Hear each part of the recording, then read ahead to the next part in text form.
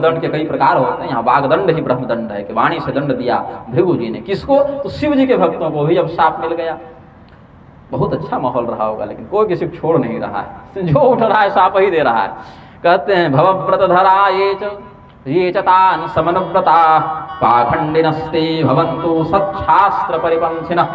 शिव जी के मार्ग पर जो चलेगा ना वो पाखंडी हो जाएगा। अब यही सब श्लोक पढ़ते हैं लोग तो बौरा जाते हैं, क्या लिख दिए महाराज भागवत में, ऐसा भी लिखा है ऐसा भी लिखा है, तो क्या करें, शिव जी की पूजा करें कि न करें? ऐसा नहीं।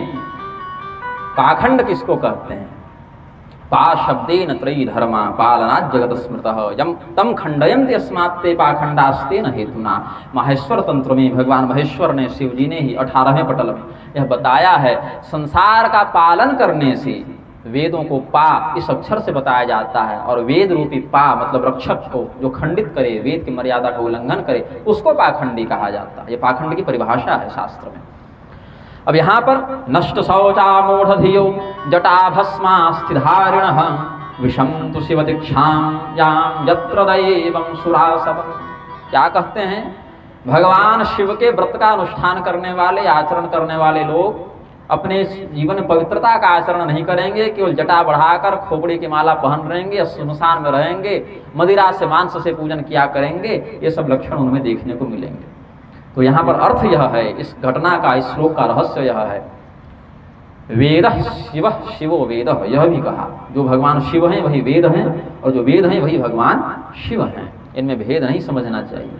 तो वेदों में बताए और वेद सम्मत श्रुति स्मृति पुराण तंत्रों में बताए विधान से जो चलते हैं वो तो ठीक है। फिर भगवान दधीची, भगवान मार्कंडेय, भगवान वेदव्यास, ये सब, यहाँ तक कि भगवान श्री कृष्ण भी जब संतान नहीं हो रही थी, प्रद्युम्न सांब इत्यादि की प्राप्ति के लिए उपमन्यु महर्षि से शिव जी के मंत्र की दीक्षा लेकर और माथा मुंडा होकर ऐसे मुंडन करा के और घी लगाकर और 12 वर्ष तक शिव जी की तपस्या की है, ऐसा वर्णन शास्त्रों में ही है। क्यों? जैसे वेदों ने कहा और वेदों ने जिसका समर्थन किया, जिस सिद्धांत का, उसी सिद्धांत का प्रतिपादन करने वाले स्मृति पुराण तंत्र इत्यादि में शिव जी की पूजा का जो विधान है वैसे करोगे तो ठीक है, तब तो परम कल्याण की बात है, तब तो कोई दिक्कत ही नहीं। लेकिन जय महाकाल टैटू दबवा के और शिव जी के नाम पर गांजा फूकते चलोगे, वो धर्म नहीं है ना। ये सब जो लक्षण दिखता है यहाँ पर, ये पाखंड दिखता है। हम बहुत बड़े तांत्रिक हैं या घोरी हैं, 10 खोपड़ी रख लिए हैं और गांजा फूके चल रहे हैं शिव जी के नाम से। ये सब जो चल रहा है शिव जी के नाम पर हो रहा है, शिव जी कहे नहीं कहीं।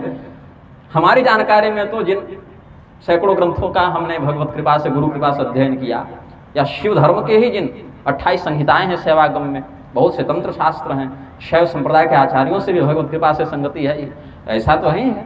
वहाँ भी वैदिक मर्यादा के अनुसार ही चलने का विशेष ध्यान रखा गया है।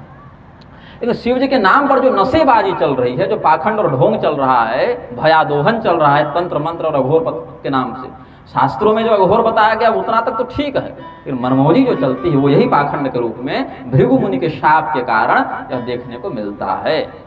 तो दोनों ने एक दूसरे को शाप दिया है।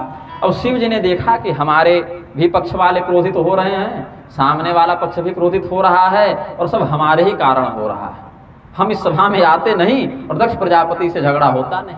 तो शिव जी उठकर वहां से चले गए। तत्सैवं वदतः शापं भृगोः स भगवान् भवः निश्चक्राम ततः किंचित विमना इव सानुगः। भगवान शिव वहां से चले गए। थोड़ा सा उनको बुरा लगा, इसीलिए नहीं कि हमें इतना गाली गलौज सुनना पड़ा, अभी तो इसलिए कि इतनी बढ़िया सभा चल रही थी, कहाँ ये लोग लड़ने में लगे हैं, इसीलिए थोड़ा सा उनको बुरा लगा कि माहौल बिगड़ गया, और वहां से चले गए। उनके पीछे पीछे उनके भक्तगण नंदीश्वर भृंगी इत्यादि भी चले गए। अब कुछ समय के बाद लोगों ने कहा कि भाई दक्ष प्रजापति ने तो शिव जी को शाप दिया है कि इनकी पूजा कोई नहीं करेगा, और पूजा करना किसी ने छोड़ा भी नहीं, तो फायदा क्या हुआ ऐसे शाप देने का जो कोई माने नहीं। अब लोग शिव जी की पूजा करना क्यों नहीं छोड़ रहे हैं? कि शिव जी की पूजा करना छोड़ देंगे तो शिव जी क्रुद्ध हो जाएंगे, दंड मिलेगा हमें, अधर्म हो जाएगा। तो शिव जी के दंड के भय से भी, या कुछ धर्म शास्त्र के रहस्य को जानने वाले लोग भी शिव पूजा तो छोड़ नहीं रहे, वो तो पूजन कर ही रहे। तो दक्ष प्रजापति ने सोचा कि हमने जो शाप दिया वो शाप कोई मान ही नहीं रहा है, तो हम एक उदाहरण प्रस्तुत करेंगे कि शिव जी की पूजा किए बिना अगर हमको यज्ञ सफलतापूर्वक कर लें तो एक उदाहरण होगा कि शिव जी की कोई जरूरत नहीं है, शिव जी के बिना भी काम चल सकता है। इसीलिए एक यज्ञ का इन्होंने अनुष्ठान किया। बृहस्पति सव इस यज्ञ का नाम है इष्ट्वा सवाजपेयेन ब्रह्मिष्ठान अभिभूय च बृहस्पति सवं नाम समारेभे क्रतुत्तम।